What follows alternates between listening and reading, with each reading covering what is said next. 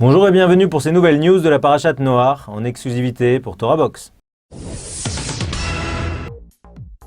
Jérusalem Forever.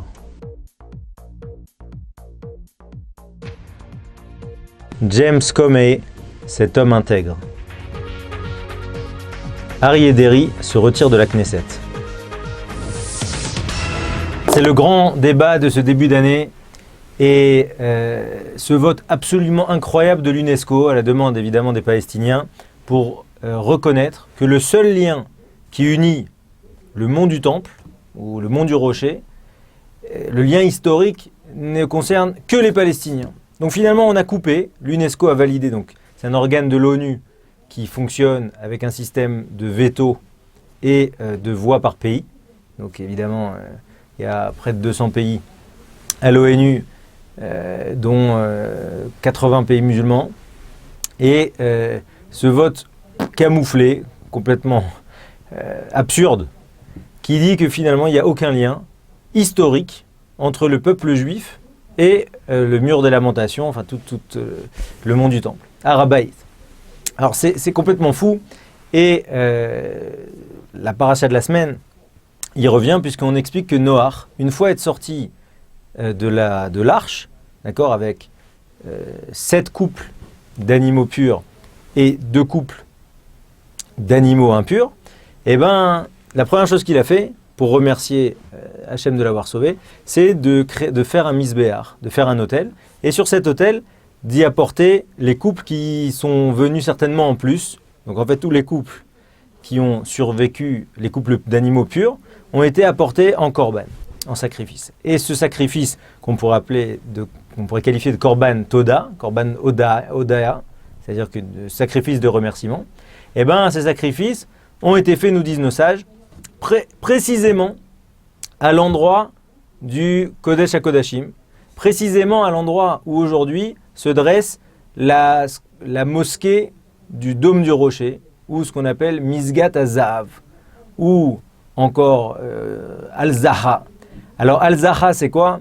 C'est cette mosquée qui a été créée en 691 par Omar ibn Khattab. Omar ibn Khattab, c'était un ami du prophète, et quand il a vu cette désolation, il a voulu, pour les Juifs, leur créer un endroit, et on explique que cet endroit, il est posé sur le Even Ashtia, c'est-à-dire sur cette pierre, comme c'est expliqué dans le traité Yoma, sur la pierre à l'intérieur du Kodesh HaKodashim, une pierre de Shlosha Etzbaot, ça veut dire 3 doigts, donc une pierre extrêmement basse, qui est en fait le haut d'une grotte sur lequel on a fait reposer cet endroit où les Juifs venaient prier. En fait, c'était un cadeau fait pour les Juifs.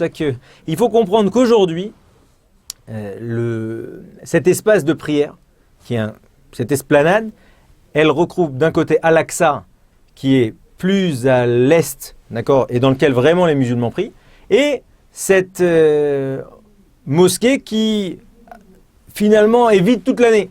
Alors, il y a un petit peu au moment du Ramadan les femmes qui y prient, mais il faut savoir que cette mosquée qui concentre toutes les attentions du peuple juif toute l'année dans chacune de ses amidotes, eh ben, cet espace est vide toute l'année.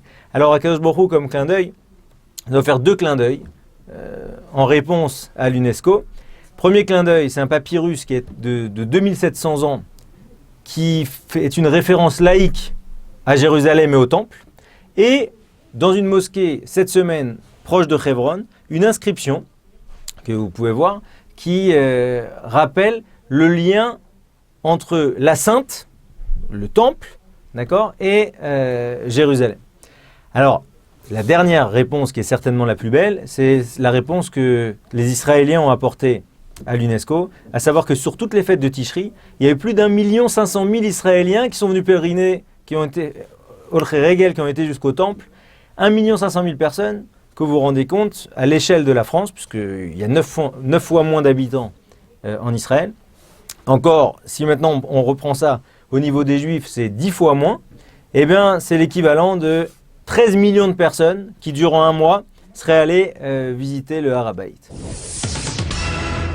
L'autre titre fracassant de ces derniers jours, c'est James Comey. Alors, James Comey, c'est le chef du FBI, qui était ancien fonctionnaire du ministère de la Justice, qui a annoncé la semaine dernière que, en tant qu'homme intègre, il voulait impérativement faire savoir au public qu'on aurait retrouvé une nouvelle ramification des mails d'Hillary Clinton. Alors, vous savez qu'il y a un scandale qui poursuit Hillary Clinton, qui entache sa campagne depuis 1 an, à savoir qu'elle aurait envoyé depuis sa boîte mail des informations relatives à la sécurité nationale.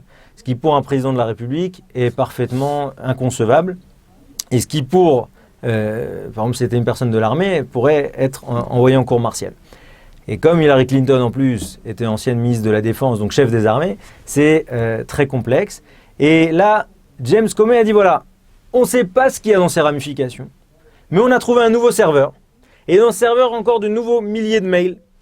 Maintenant, je ne peux pas vous en dire plus. Et ça, c'est incroyable. Il faut imaginer ce qu'a fait ce monsieur. Hillary Clinton, il y a encore une semaine, avait 10 points d'avance sur Donald Trump pour l'élection présidentielle qui va avoir lieu dans une dizaine de jours. Et à une semaine près, Donald Trump, avec ces révélations-là et la bonne exploitation par les républicains de ces informations, eh bien aujourd'hui, Donald Trump est tout proche d'Hillary Clinton. Maintenant, qu'est-ce qu'a dit, et c'est ça qui est très intéressant par rapport à la parachate Noir, qu'est-ce qu'a dit Barack Obama? Il dit, voilà, moi je peux rien dire sur James Comey. James Comey est avant tout un homme intègre. C'est très intéressant. Qu'est-ce qui a marqué sur Noir? Que Noir, c'était quelqu'un de tamim. Il t'a l'air noir. Il était simple, il était intègre. Noir, c'était avant tout quelqu'un d'intègre. C'était un tzaddik bédorotav, c'est-à-dire que c'est un juste dans sa génération, mais avant tout, c'était quelqu'un de droit. James Comey, malgré toutes les pressions, malgré tout le séisme politique qu'il pouvait anticiper, il a quand même décidé de parler avec beaucoup de pincettes, en disant, voilà, j'ai trouvé quelque chose. Je veux pas qu'après on me dise, mais tu n'as pas fourni les informations au public. Et ça, c'est le kohar de Noir. Le kohar de Noir, c'est dire que s'il n'y a pas d'homme, alors toi, sois un homme. Prends tes responsabilités. Et c'est ça qu'on attend de chaque juif. Comme dit la Gemara dans Sanhedrin, Adam, Mu'ad Leolam. Un homme, il est responsable à jamais sur tout. Même sur ce qui paraît le plus éloigné de lui, à savoir ses rêves, ou les moments où il serait complètement déconnecté. Dernière news de cette parachate noire, la démission d'Aryeh Deri de la Knesset. Alors c'est pas la première fois qu'il démissionne de la Knesset, c'est pas la première fois qu'il démissionne d'un poste ministériel. Alors cette fois-ci, il démissionne de la Knesset, donc il n'est plus député. Il reste patron du chasse et il reste ministre de l'économie et de la périphérie. Alors, quel lien maintenant faire avec parachate noire? Alors, sans sonder et sans avoir toutes les cartes en main, on peut dire que Aryeh Deri a annoncé qu'il voulait impérativement faire la place aux jeunes. Et c'est pour ça qu'il se retirait. Donc en fait, il y a un jeu mécanique. Et le 11e finalement sur la liste de chasse a pu être élu mécaniquement à la Knesset. Alors quel lien avec la paracha? On explique que Ham a, dans cette paracha, fait quelque chose d'effroyable. C'est-à-dire que Noach avait 3 fils. Shem, Ham et Yafet. Maintenant, qu'est-ce qui s'est passé? Ham, il n'a pas pu supporter l'idée que Noach puisse avoir d'autres enfants et qu'il puisse encore partager l'héritage entre ses enfants. Donc finalement, qu'est-ce qu'il a fait? Nous dit la Gemara, Rashi, sur la paracha, il a émasculé son père. Ça veut dire qu'il l'a empêché d'avoir d'autres enfants. Il l'a empêché de devenir quelqu'un d'autre. Et donc finalement, la malédiction que va avoir Ham, c'est d'être l'esclave de ses frères. À savoir que la définition d'un esclave, c'est que c'est une personne qui n'est pas capable de se projeter. On lui dit voilà, mesure pour mesure, du fait que tu n'aies pas été capable de donner un futur à un frère potentiel ou à d'autres frères potentiels, eh bien toi-même tu n'auras pas de futur. Et tu n'auras même pas le futur d'un futur probable, puisque tu seras l'esclave, donc quelqu'un qui n'a pas de futur, de l'esclave de tes frères. Et ça c'est Ham.